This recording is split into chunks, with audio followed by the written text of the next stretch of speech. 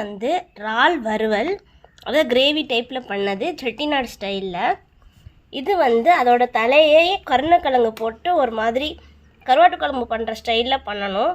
இது சூப்பராக இருக்கும், செம்மையாக இருக்குங்க.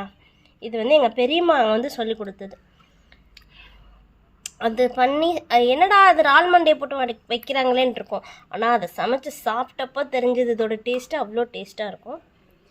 இன்னும் வந்து காரை, இது வந்து காரை மஞ்சப்பால் ஊற்றி பண்ணுறது. இது நல்லா சூப்பு மாதிரி நிறைய குழம்பு ஊற்றி குடித்தா சளியே குணமாயிரும் அப்படின்னு சொல்லுவாங்க.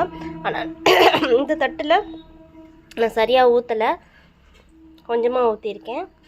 ஸோ இதுதாங்க இன்னைக்கு. என்னம்மா இதுதான் இன்னைக்கு எனக்கு எங்கள் வீட்டில் செஞ்ச ஸ்பெஷல். அதாவது இங்கே நாங்கள் சின்ன வயசுலேருந்தே இப்படி தாங்க சாப்பிட்டு பழக்கம்.